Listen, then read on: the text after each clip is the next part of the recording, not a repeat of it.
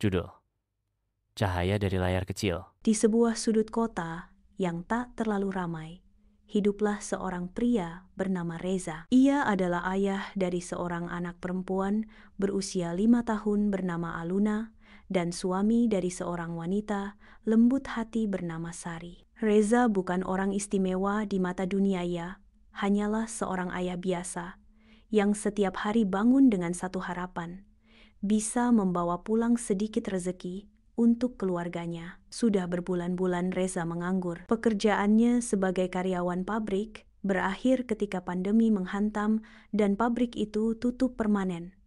Sejak saat itu, ia berjuang mencari pekerjaan apa saja. Pernah jadi kurir harian, pernah bantu angkut barang di pasar, bahkan sempat jadi badut jalanan untuk menghibur anak-anak. Tapi semua itu tak cukup untuk kebutuhan dasar. Apalagi impian sederhana Aluna untuk punya buku gambar atau sepatu baru. Malam-malam seringkali menjadi saksi bisu kegundahan Reza. Di hadapan Aluna dan Sari, ia tersenyum, namun ketika mereka tertidur, ia menangis diam-diam. Ia merasa gagal, namun satu hal yang tidak pernah padam dari dirinya adalah harapan. Suatu malam, Reza termenung melihat Aluna menonton video anak-anak di YouTube lewat ponsel tuanya. Di matanya, itu hanya hiburan ringan. Tapi entah kenapa malam itu terasa berbeda. Ia berpikir, orang-orang bisa berbagi tawa, ilmu, cerita, dan ditonton jutaan orang. Apakah aku bisa juga?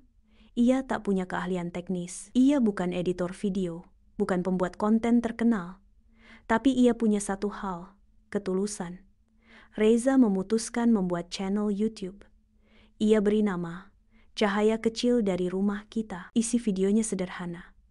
Reza membagikan cerita keseharian sebagai ayah, tips hemat di masa sulit, cara membuat mainan dari barang bekas bersama Aluna, hingga memasak resep sederhana untuk keluarga kecil. Tak jarang, ia menyisipkan refleksi tentang hidup, tentang bagaimana menjadi manusia yang saling peduli. Awalnya, videonya hanya ditonton belasan orang, tapi komentar-komentar mulai muncul. Terima kasih, Pak. Saya jadi semangat lagi. Saya juga sedang berjuang. Semoga kita kuat. Komentar-komentar itu menjadi bahan bakar harapan. Perlahan, subscribernya bertambah. Bukan karena efek viral, tapi karena kejujuran dan ketulusan pesannya. Ia mulai mendapat penghasilan kecil dari monetisasi, cukup untuk membeli susu Aluna dan sembako mingguan. Lebih dari itu, ia mulai merasakan sesuatu yang lebih besar dari sekadar uang. Ia telah membantu orang lain melalui ceritanya. Reza kemudian menyisipkan misi baru dalam channelnya.